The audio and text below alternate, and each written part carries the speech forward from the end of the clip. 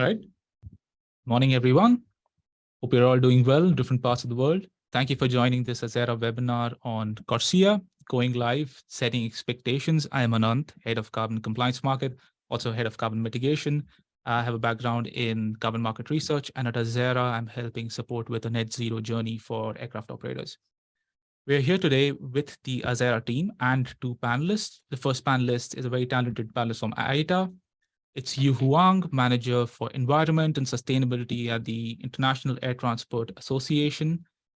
And the second panelist is our good friend, Djordje Samardzija, who is an expert verifier for CORSIA and other ETS programs. Glad to have both of you on this webinar. From the Azzera side, we have Sébastien Lacube, Chief Science Officer, who works relentlessly in the pursuit of quality offsets at Azzera, and Yasmina Orsic, Head of Aviation Sustainability, who's worked for business aviation for over 15 years, and she brings that experience and operator point of view to the team.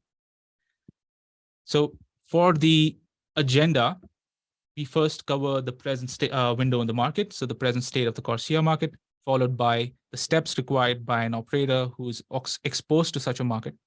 And Yasmina will take us through that. Then we move to some interesting slides from you, including a projection of the offsetting requirements in this decade that we expect from the program. Sébastien will follow that up with the available supply of CORSIA credits and some interesting stats on the pricing as well.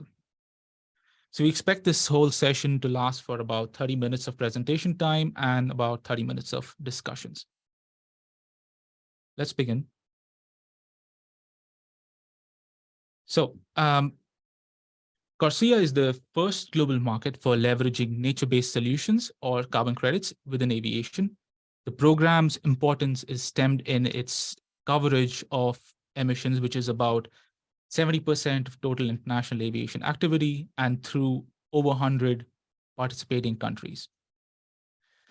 All the international aviation activities by operators and under their states is typically covered within such a program. And within that, all the flights across member states that are today participating within CORSIA need to be offsetted with something known as the CORSIA eligible emissions units. At this point, we are presently in the last year of the pilot phase that started on the 1st of January 2021 and ends in 2023. We have about 88 member states, and I think right now it's about grown to 115.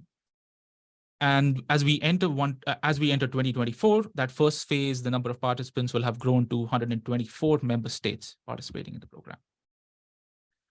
So the entry to this next phase will see some really important changes that will happen right away.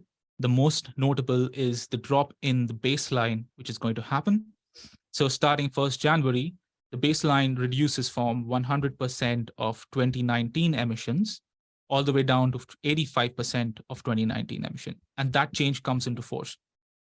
This is also at a time where air passenger demand is changing post-COVID. People are taking more trips on planes, and as a result, emissions in the sector is growing as a consequence. So it's fairly likely to see that in 2024, we will have surpassed this reduced baseline. This year, however, we're still using the older baseline, which is 200% of 2019 emissions. And still, since it's a higher point, we are not really sure at this time whether we will exceed in terms of that baseline and whether we'll have offsetting requirements within this year, last year of the pilot phase. The second most notable change is the new recommendations that have come in from the Technical Advisory Board, which is installed in place for advice on emission eligible units and the program structure itself. And earlier this year, in March, they provided the recommendations for reassessing the carbon registries and their standards that were earlier eligible in the pilot phase. So they need to reassess what they said for certain worked in the pilot phase. So upon adoption of their recommendation, we find that there are large registries like Vera and Gold Standard that have presently been conditionally approved. And there is still a future pending action, which is to confirm their continuance within first phase. And I think I'll leave that to Sébastien to discuss slightly later on the slides. There's also another pending decision, which is the Technical Advisory Board needs to recommend, has recommended a corresponding adjustment mechanism under Article 6 of the Paris Agreement. And those type of credits are not yet available in the market. So it's going to be interesting to see whether it actually comes in time to capture some of the demand from CORSIA. So altogether, we see these as important changes in the program, and they affect directly both demand and supply. So they are reasonably large interventions. And if we step back to the overview, the second phase, which starts in 2027, will make mandatory participation within CORSIA. So you have states that, for some reasons, economic or the choice, or just the reason of choice, have not participated so far in CORSIA, and they will get added in. What will happen as a result is you will see a change in the baseline, and I'll discuss that in the next slide.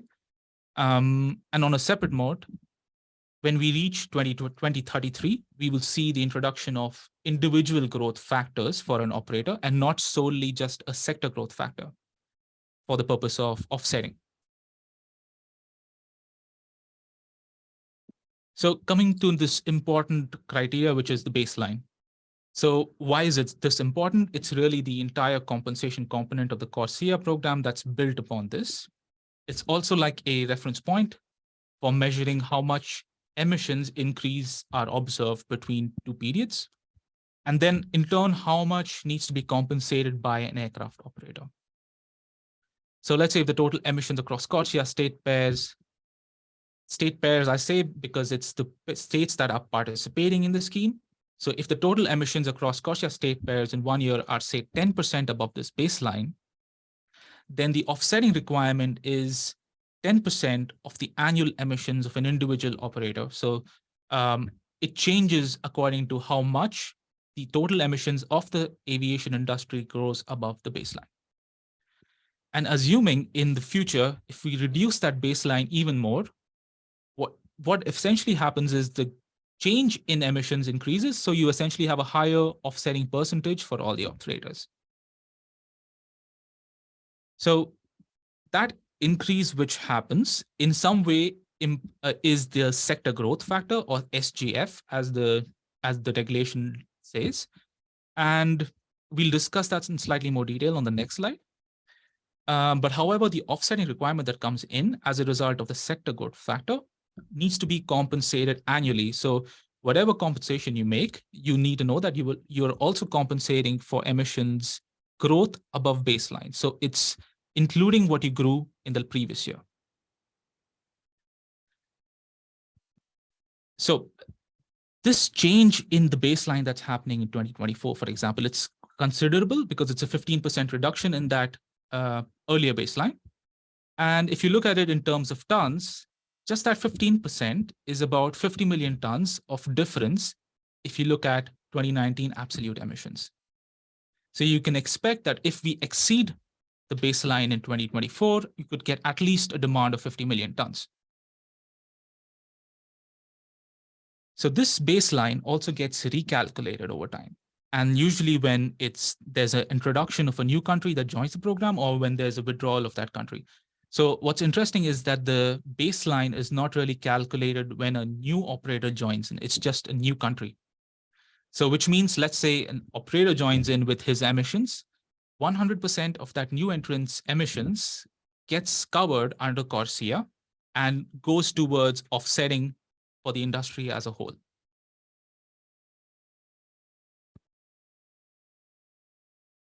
So the sector growth factor really indicates how much CORSIA emissions have grown over this baseline.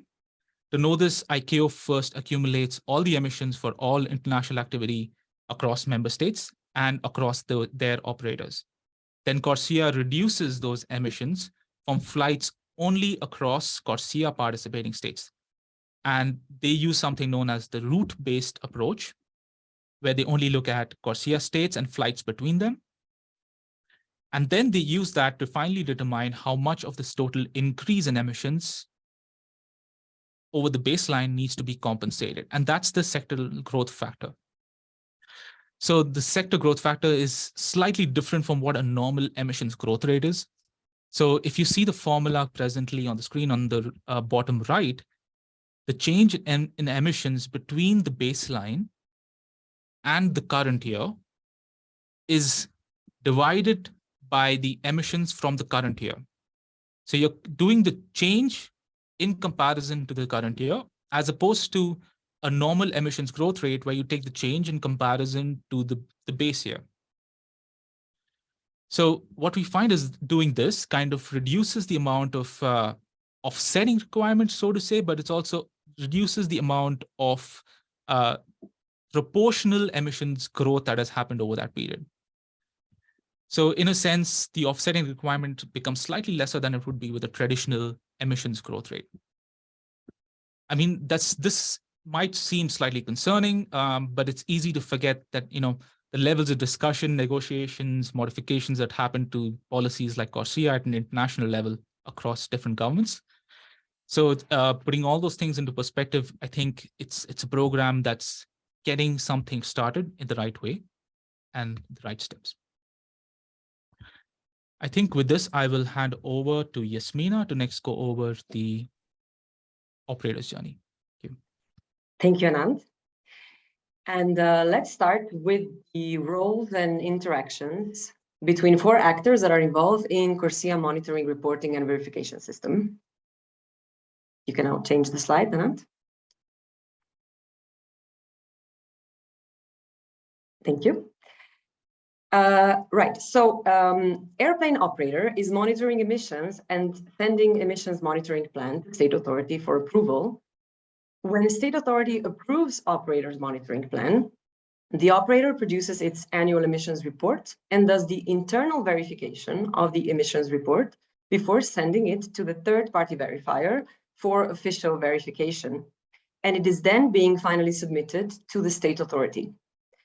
The state authority performs its own verification of their operator's emissions reports and consolidates them in the national emissions report, which is then sent to ICAO. ICAO finally collects all emissions data, those that are covered and not covered by CORSIA, and calculates total emissions and sector growth factor, which is then communicated back to the states. In the next slide, let's look at the difference between MRV and offsetting requirements. The operator needs to comply with CORSIA MRV requirements when the operator emits more than 10,000 tons of CO2 on the international flights flown by an airplane with a maximum certified takeoff mass greater than 5,700 kilograms. This is excluding humanitarian, medical, and firefighting flights. If this MRV threshold is not surpassed, the operator has no offsetting requirements nor MRV requirements. The operator should, however, continuously monitor emissions from their international flights to know when the threshold will be surpassed. When the MRV threshold is surpassed, the MRV process has to start within 3 months. Remember, surpassing the MRV threshold does not necessarily imply offsetting obligations. However, even if the operator only had 1 flight between participating states, the operator will potentially have to buy and cancel CORSIA eligible units for emissions from such flight. As the picture in the slide shows, CORSIA MRV and offsetting requirements, as Anant mentioned before, follows route-based approach, meaning that all international flights fall under MRV requirement, but only flights between 2 CORSIA participating states are subject to offsetting requirements, regardless of where the aircraft is registered and who the operator's state authority is. In the next slide, let's look at a step-by-step CORSIA airplane operator's journey. As the step 1, as I mentioned before, all operators are required to monitor international flight emissions throughout data year with ICAO CORSIA CO2 emissions and reporting tool, or CERT. If MRV threshold is surpassed, the operator falls within the scope of applicability of MRV requirements and needs to start its MRV process within 3 months from step 2 occurring. The operator then, in the step 3, needs to produce emissions monitoring plan, in which the operator has to choose the methods of monitoring its emissions depending on their activity. The simplified method, the CERT, can be used if the operator's emissions from international flights subject to offsetting requirements are less than 50,000 tons. If not, the operator shall use one of the 5 fuel use monitoring methods. The operator then submits EMP to its state authority for approval. In the beginning of data year +1, the operator produces annual emissions report based on the EMP for data year, engage an approved third-party verifier to verify the emissions report, and then both operator and verifier submit the verified emissions report and verification report to the state. It is important to meet the deadline, which is 30th of April of data year +1. Therefore, the operator should engage with the verifier well in advance in order to comply. Step 4 only occurs if any international flights were flown between CORSIA state pairs. However, there are also new entrance exemptions, which exempt operators from the application of the CORSIA offsetting requirements for the first 3 years or until its annual emissions exceed 0.1% of total 2019 emissions from the international aviation sector, whichever comes first. It is important to note that the CO2 emissions of a new entrant are still to be reported as per MRV requirements, regardless of the exemptions from the CORSIA offsetting requirements. In the next slide, in the years following the data year +1, the CORSIA MRV compliance, the operator continues to monitor its international flight emissions as per their approved emissions monitoring plan. If the MRV threshold is surpassed again, the MRV requirements continue and repeat. Only that emissions monitoring plan does not need to be reapproved by the state unless there are any changes. If we move to step 4, disregarding the new entrance exemptions, the operator will need to buy and cancel CORSIA eligible units at the end of every compliance period, which is every 3 years, but only if sector growth factor for data years will be greater than 0. For example, for compliance period of 2021 to 2023, the operator shall buy and cancel emissions until emissions units by 31st of January 2025. And it shall then, by 30th of April 2025, submit to the state authority the verified emissions unit cancellation report and associated verification report. So far, the sector growth factor has been less than 0. And if this continues in 2023, there will be no obligations to buy and cancel CORSIA eligible units for the compliance period 2021 to 2023. To conclude my section of the presentation, CORSIA process is somewhat similar to EU ETS process, where MRV threshold is similar to EU ETS full scope emissions, and offsetting requirements are similar to EU ETS reduced scope emissions. The difference is that in CORSIA, every emissions report requires verification by a third-party verifier, whereas in EU ETS, the verification is not required when Eurocontrol support facility data is used for emissions monitoring. Buying and surrendering allowances is done on a yearly basis in EU ETS, whereas in CORSIA, offsetting requirements kick in at the end of every compliance period. So that's it from my side, and I would like to hand over to Ms. Yue Huang from IATA. Yeah, thank you very much, Jasmine and Anant. From my side, maybe we can go to the next slide. And before I start, I want to actually add up a quick clarifications as to Anant's first slides, whereby we're talking about what is on loans for the first compliance phase of CORSIA, that's from 24 to 26. Actually, ICAO Council has just approved 2 programs that would be supply CORSIA eligible emission units for 24 and 26. So that's American Carbon Registry and also the ATR. So that's architecture for the RED Plus transaction. So it's just the latest update information we get from ICAO Council, and they're bringing some certainties. And along that line, ICAO TAP is also reviewing 11 other programs in the pipeline, and hopefully will come up with further decisions towards the end of the year, likely end October or early November. Yeah, so just a quick clarification to start with. And then maybe we can go to the next slide. Yeah, okay, this one I think our 2 earlier presenters actually did a great job covering all those building blocks already. And you can see here the latest outcome of the first CORSIA periodical review that took place last year in ICAO 41st Assembly. So maybe in my session, I think what would be interesting to dive a little bit deeper is to see what are the implications of those newly changes that we observed in CORSIA package. First of all is, as we mentioned, because of the reduced baseline from the 2019 100% emissions to 85%, that means the offsetting requirements will be likely kicking off from 2024.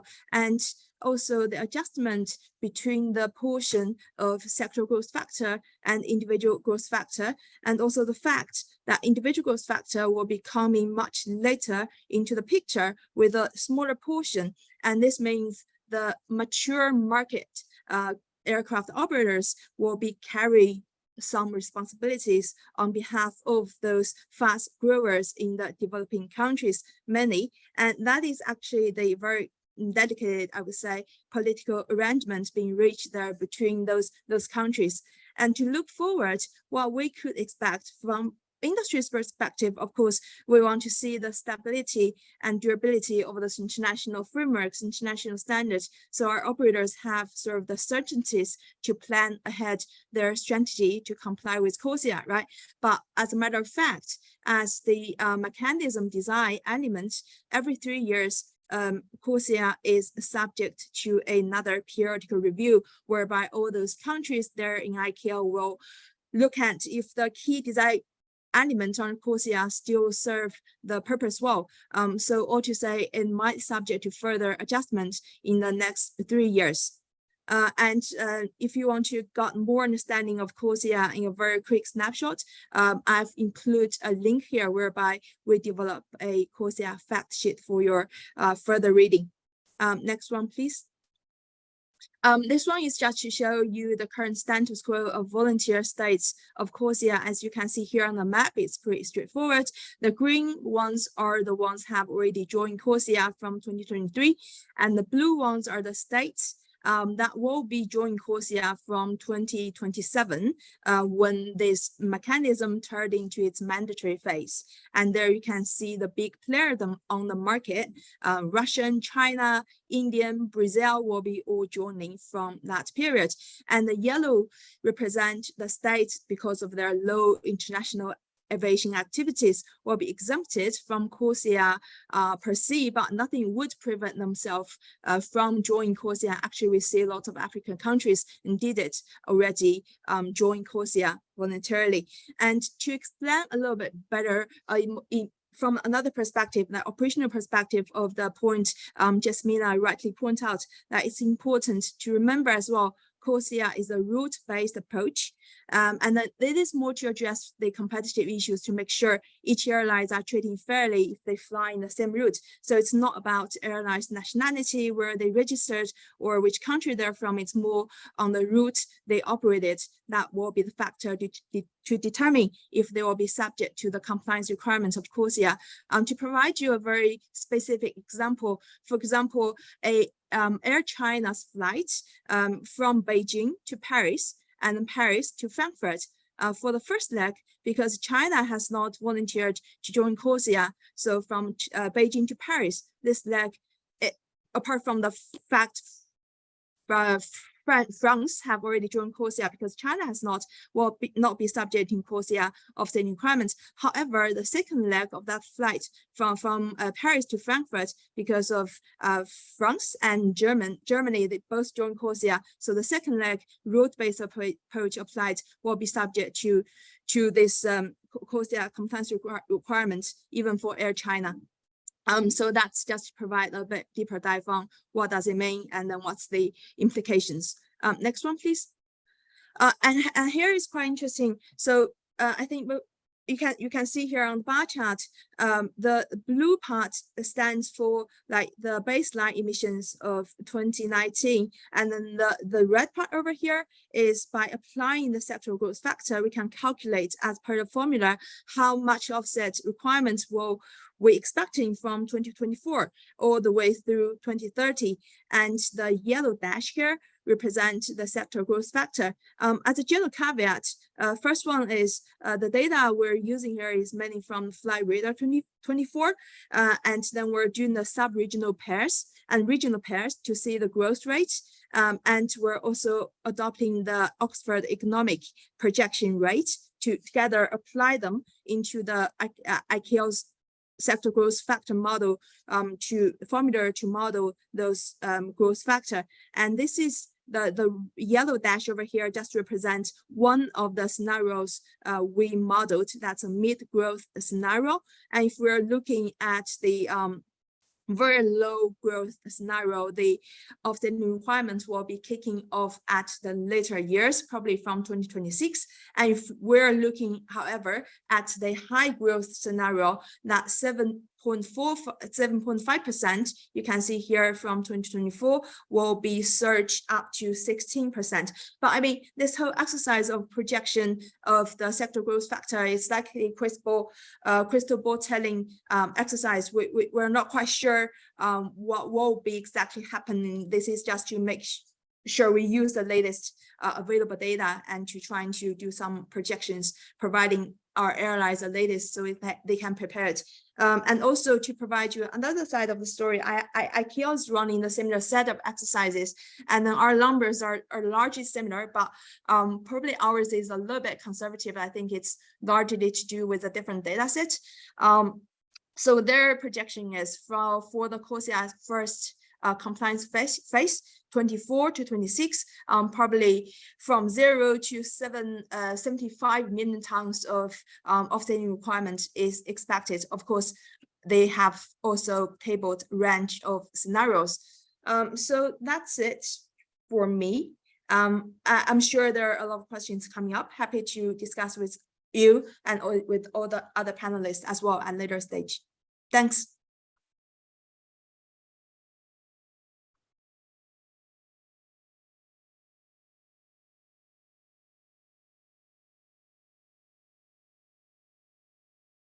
Sorry, you're muted, Sébastien.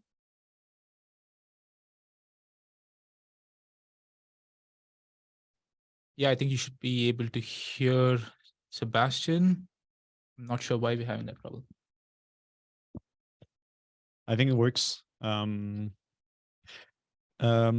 sorry, first slide.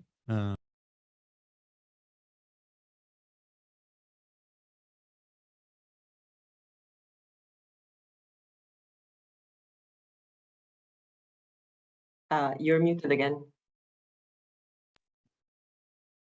Okay, sorry, it should work now. Okay, so the emission units for compliance that we just talked about under the CORSIA regime are supplied by what we call the voluntary carbon market. These credits are supported by real project. It's a bit different than the compliance market like ETS, for example, when it's allowances. Here it's carbon credits supported by real project issued from various standards using multiple methodologies. However, not all methodologies and standards are directly eligible under CORSIA.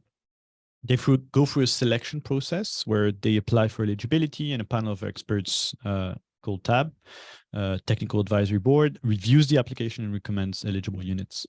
In practice, we see recommendations regarding which methodologies will be available for each standard. So there are two levels, the standard first, and then the methodology within the standards. Reforestation, renewable energy, and other methodologies are assessed, and a proposal is made by the Technical Advisory Board to the ICAO Council, which ultimately decides on the eligible units. Next slide, please. Multiple standards have been endorsed for the pilot phase. On the left side here, we have the largest credit issuers, such as ACR, American Carbon Registry, Climate Action Reserve, Verra, and Gold Standard. The information is regularly posted and updated on the official ICAO website to guide buyers towards the appropriate credits. On the right, you have a list of the amendments that have been made over time. You see it's an ongoing process. Several iterations were made for eligible units during the pilot phase.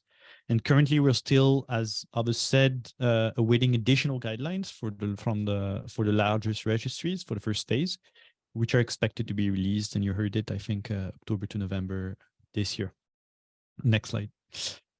If we examine the number of credits issued, retired, and still available, and the ratio of CORSIA credits within those large registries, we first see that a total of close to 1 billion credits have been issued. We didn't take the data for Climate Action Reserve and others, so potentially it's higher than this. We estimate that around a quarter of those are already CORSIA eligible during the pilot phase. However, we see that the ratio of CORSIA eligible credits decreases in the remaining available ones, which means that the ratio of CORSIA credits retired is actually higher. It's actually higher in the retirements than the issuance. While the demand for the pilot phase is expected to be low, maybe zero, there may be an increased appetite for CORSIA credits in the voluntary market as the program processes, and you already see just a bit of increase over there, which is a few percentages, but it's still significant. On the next slide, I'm going to show you a bit an overview of the prices on the market today, right? According to ICAO's analysis from February 2022, using data from 2019 to 2022, the average price of CORSIA credits was around $3.1. With a wide variability ranging from $21 to $1.2. It's projected that prices will increase by approximately 50% to reach $5 by 2026, which means that during the first phase, as a result, projected prices for the start of the first phase are expected to be higher than the current price today, expect for example, in between. However, it's important to approach those prices, and you can see it on the other side, on the right, with a bit of caution. Those projections, because price indexes from trading exchanges specific to CORSIA credits have shown to be quite volatile on a monthly and weekly basis. This year, for example, is generally following the trend of the overall voluntary carbon market with a decrease. And you can see it's just taking over a bit those days. It's a bit difficult to predict what's going to happen in the near future. But the general trend with a higher demand is going to be in increasing the price.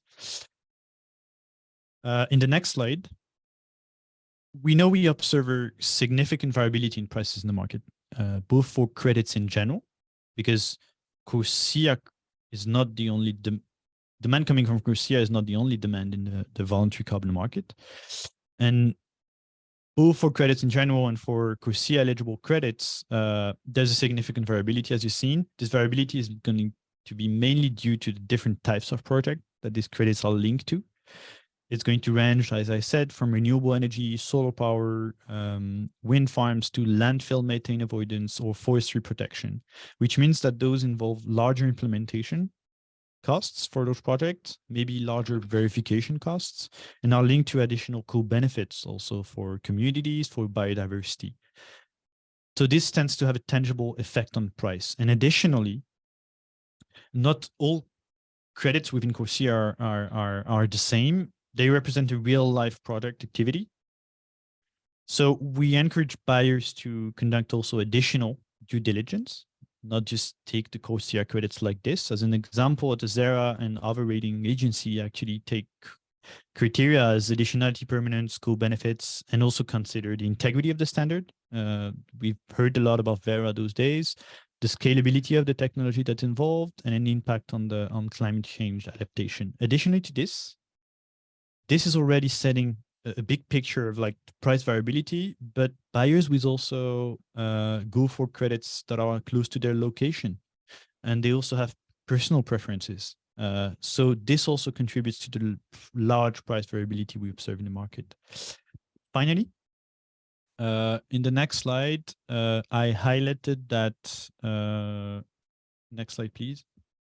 Thank you. I highlighted here from a review of ICAO, the different costs related to CORSIA. And the cost of credits that I just said is not the only cost for operators. The MRV process that Yasmina talked about earlier also comes with its own costs.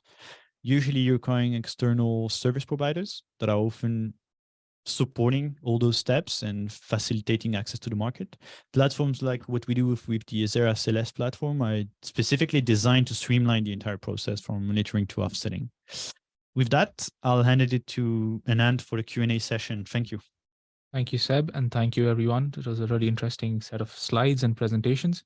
I think it's at this point good to jump into the discussions. We broached a lot of subjects, so we went into quite deep into understanding how the program works, also what's the journey of an operator, and then the demand side, which is presented by you, and Sébastien covered the supply side. So I'm going to go one by one into all of them, and starting off with the demand side and more specifically on sector growth factors. So the way that these factors are created is it's like an overall growth of the industry. That's the sector growth factor, whereas the individual growth factor is the growth of an individual operator. So my question to you is, what's the reasoning behind using just sector growth factors within this decade and not considering individual growth factors? Yeah, thanks for the question. Very good observation. As you said, if we use an individual growth factor, that will be probably better reflect each airline's growth rate, and then in order to get themselves more motivated to mitigate.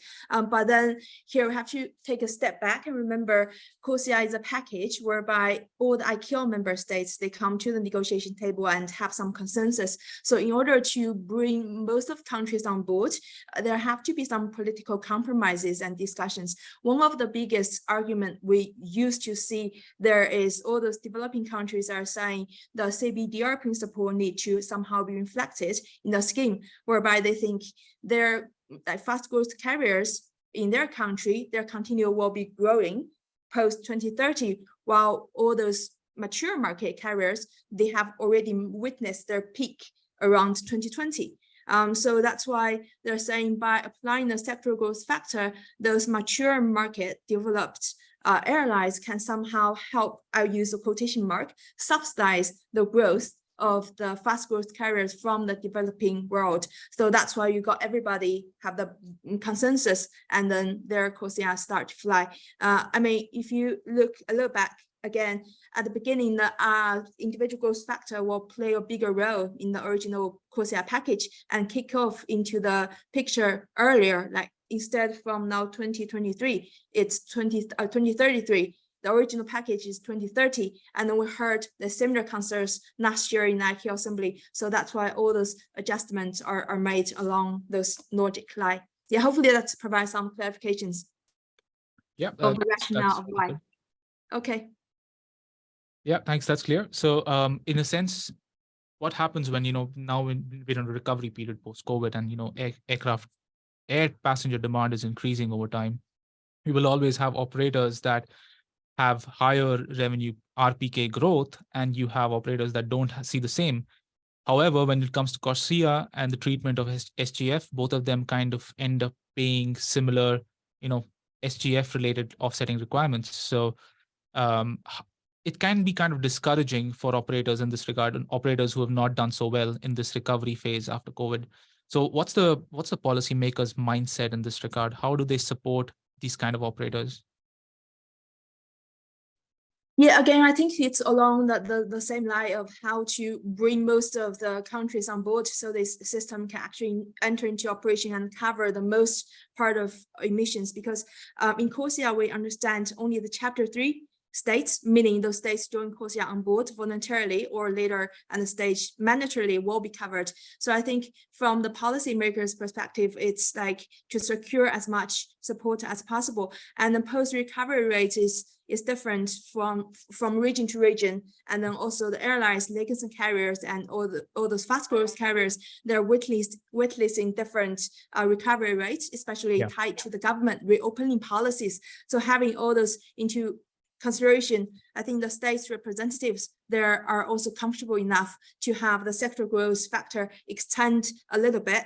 So to say those developed countries, they are willing or less unhappily of sharing the burdens from the other parts of the world. So to guarantee the bigger club to be happier and people can actually mitigate together under the system. I think that's along the same line. Yeah, it's a good point.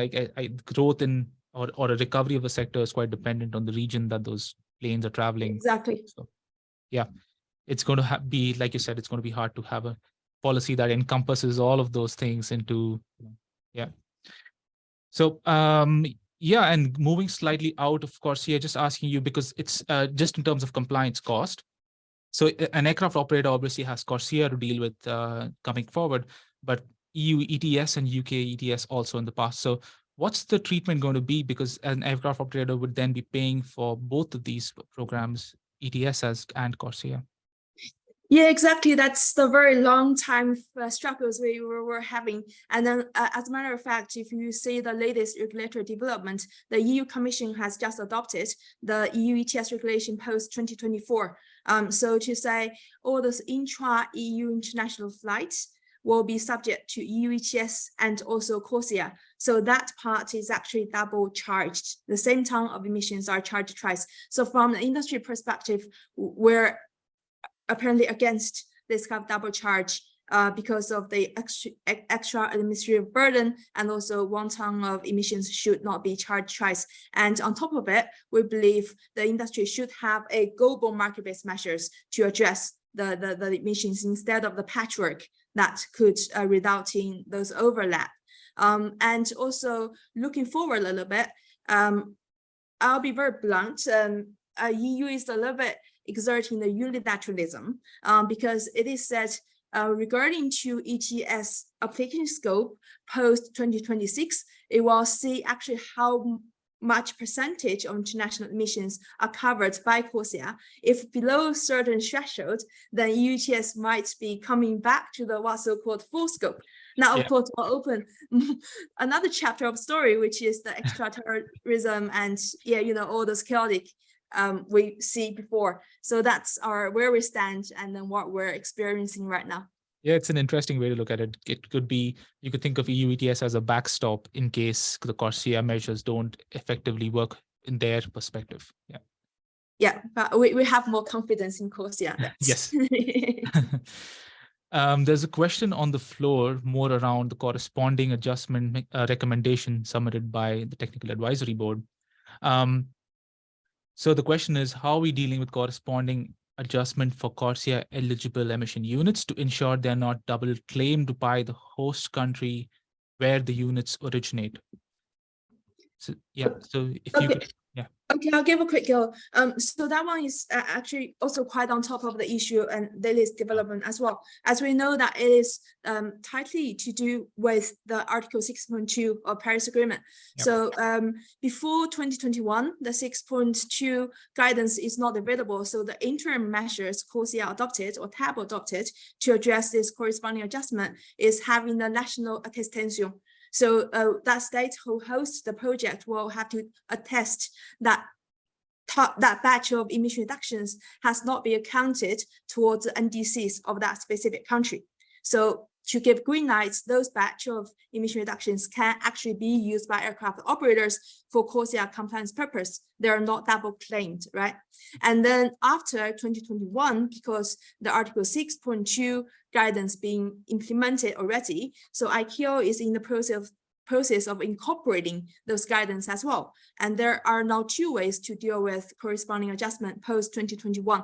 First is ICAO is expecting those countries, host countries, to do a more systematic conversion of Article 6.2, that in their national registry, they should have those mechanism automatically implemented, so to subtract those emission units used by airlines from their national inventory or repository of NDCs, so it's not double claimed. But in case the country has not implemented already, the second approach is to have the programs implement all those methods into the programs to ensure there is no corresponding adjustment and no double claiming. For example, some kind of buffer zones in the program implanted.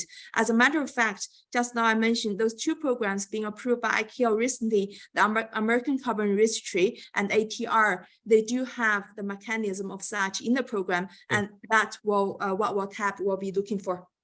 That's Yeah, great. that's why I think they went first on the approval, right? Because they had this implemented before. Yeah, exactly. I think the other ones are a bit late on the this. Yeah. Great, thanks a lot, Yue. Just one last question, which is around the forecast a bit, which is what's your outlook for passenger demand and emissions in 2023? Do you think there's a reasonable chance for it to exceed the 2023 baseline of 100% of 2019? Yeah, great question. So I just reviewed our latest economic forecast, and then from the passenger side, globally speaking, we're not expecting to see the passenger demand surpass the 2019 level in this year. And if we look at today, the current international passenger demand being recovered to 96.1% already, and we'll see each region's recovery rate is different. And interesting to observe, I'm just checking my notes here to ensure I capture everything right. So there are a few regions actually already surpassed their to reach the pre-pandemic level already in terms of passenger demand. So Latin America, North America, Middle East, and Africa. But the big driver here, of course, is North Asian, right? We know China is just recently reopened. So the Asian Pacific region and Europe region, they're a little bit left behind, has not reached the pre-pandemic level. But if we look at global numbers, we don't expect that will be meet that 2019 baseline at the end of this year. So it's fair to say the offsetting requirements will be kicking off next year as opposed to this year. Yeah, great. That's clear. So it's more on the Middle East, Europe, and North America, like you said. Yeah, it's more like Asian Pacific and Europe. But when we talk about sector growth factor, it's a global number, right? So yeah, but there's some region as a pioneers just to provide more background. Thanks. Thanks a lot. Thanks again for those answers. Just move in quickly to Djordje. Djordje, hope you're doing well. Just a few questions on, because you deal with emissions and operators on the ground level, and you have a lot of insight there. I want to ask you more about the interaction of the operators with the program itself, and what pain points have you come across with operators that comply with CORSIA within the pilot phase? Yeah, thanks for the invitation and for the question. So yeah, basically the operators and the aeroplane operators, they are pretty much aware of their obligations, and especially about MRV, because we already have ETS for a long time here in Europe, and also it's not only for European airlines. Specifically, every airline which flies to Europe has some experience with ETS, and this MRV is something what I would say is very well done under CORSIA. From my experience, what could be as you said, the pain points, I would let's say choose data gaps. Data gap occurs when some part of flight documentation is lost, or there are some errors, so that that operator cannot calculate accurately fuel consumptions and emissions for some flight, and then they have to use estimations for that. And in case that let's say you have you are an operator flying efficiently, if you have data gaps, eventually your emissions will be higher, because those estimations and tools, they are based on some sectoral averages. So right. If you, I think it's fair to say that from the perspective of operator, but also from the perspective of entire market, it is better to have accurate data than estimations. And also, I think that this uncertainty, and a couple of times previous speakers mentioned that, for example, this with how European ETS and CORSIA, how they will collaborate or they will not collaborate. So let's see how that is going to be done. Also, geographical scope, countries can volunteer during this phase, and the next first phase, countries can volunteer in or volunteer out from the offsetting part of CORSIA. So I would say that the majority of, if not all, uncertainty in sector comes out of aviation, basically, because both ETS and CORSIA are political agreements, and what governments decide how it is going to operate. So I would say that data gaps and these uncertainties about the future scope of the schemes is something what bothers airlines the most. Yeah, that's interesting, and thanks for answering that. But also on a scale of awareness in terms of how big this program is going to be and the complexity that it has, what do you see as the level of awareness in the operators that you work with? Yeah, as I said, like they are doing pretty much good with MRV and okay. Offsetting. The MRV is already we are in the 5th year of MRV, so 4 reports have been already submitted. Offsetting, yeah, definitely, I think that's something what airline operators, or they can engage with some specialized agency, is basically to figure out what kind of offsets they can buy to comply with CORSIA. So this, again, previous speakers mentioned that this list of eligible units is something what is updated regularly.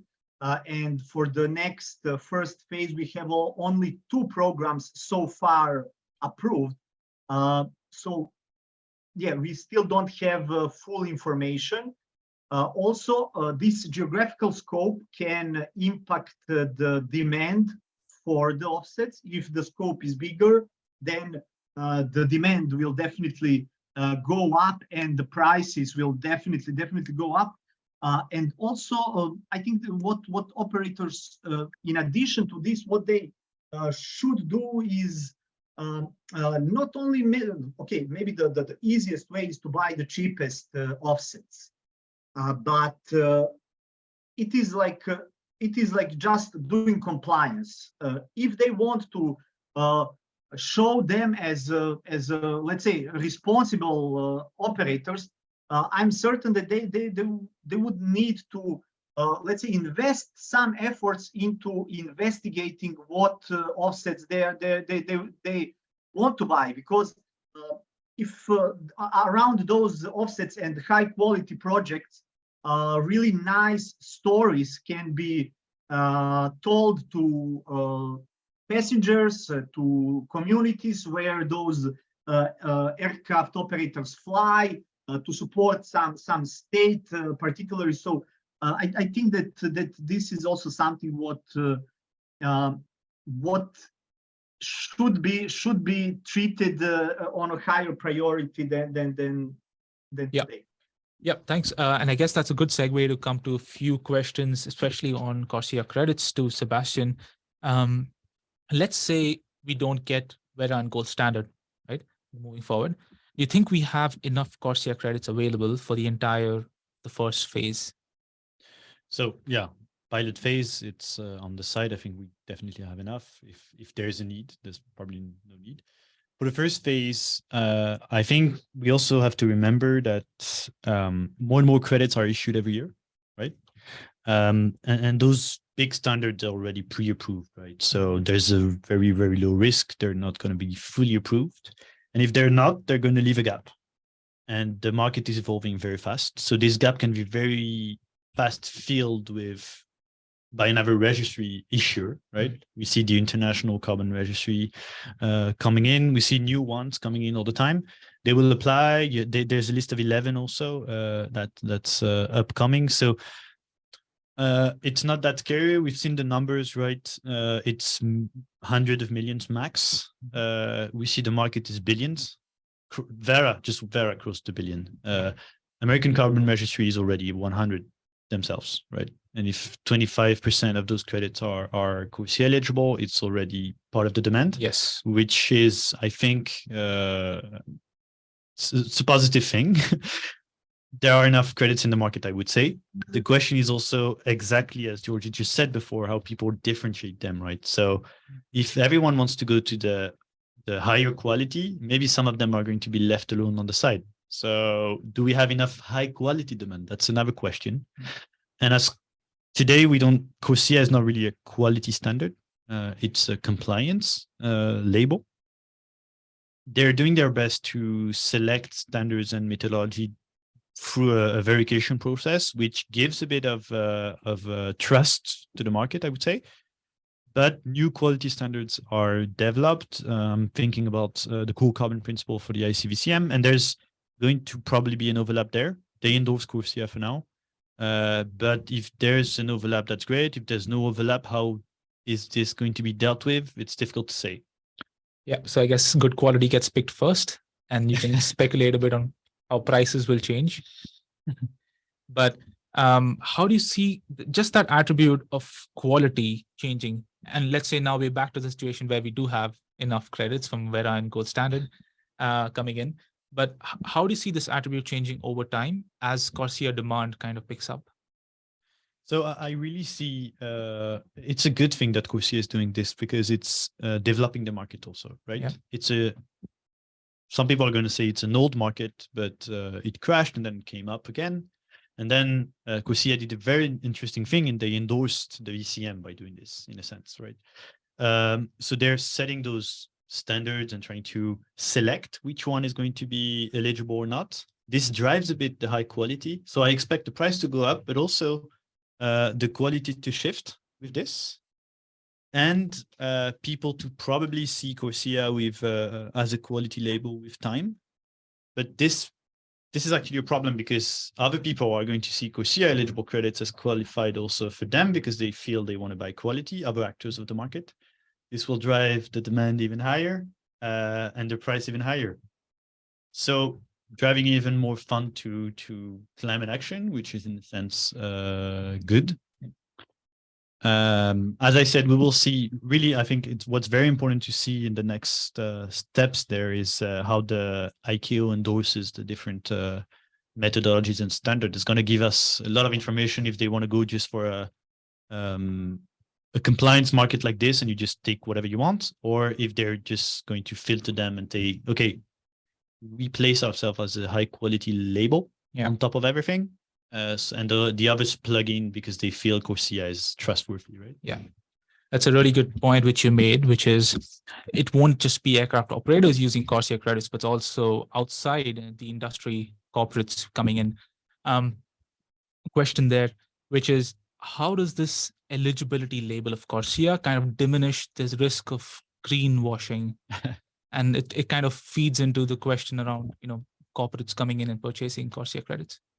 So greenwashing, it's in a sense out of the question if you just look at it as a compliance market. If you buy the credits just to comply with something, you move the risk of the greenwashing part on the authorities that define which credits are eligible. So in there's no really risk for the buyer. They just, if someone comes in and say, okay, it's low quality, I don't like it, do something, they're going to come to the authorities and say, change your labels and change the ones you assess, because for us it's not good, so we don't want to participate in this. So in a sense, it moves the risk upward, which is good. And on the other side, you have this technical advisory board on top of everything that just filters through standards and methodology, which is probably going to be giving a bit more trust, right? So I do feel it's kind of an escape from the greenwashing problem, because you just don't say carbon neutral. Yeah. Just say, I have to buy those. And I did more than this. I bought the highest price because I feel it's the quality. So yeah, difficult to fight. Yeah, I guess that's going to be good enough for companies moving forward, and definitely a good way to price CORSIA credits because of its perceived value over time. I think we are now at the close. We've run out of time, so I will thank everyone again for joining into this lovely presentation this afternoon. Thanks again to our panelists, Djordje, Yue, for joining in. It was always good to have you. And Yue, we hope to see you again sometime. And thanks again for the team of Azzera. We hope to bring another such session to you again in the future. Stay tuned. Thanks. Have a nice day. Thank you. Thank you, everyone. Take care. Thank you. Bye. Bye-bye. Bye-bye.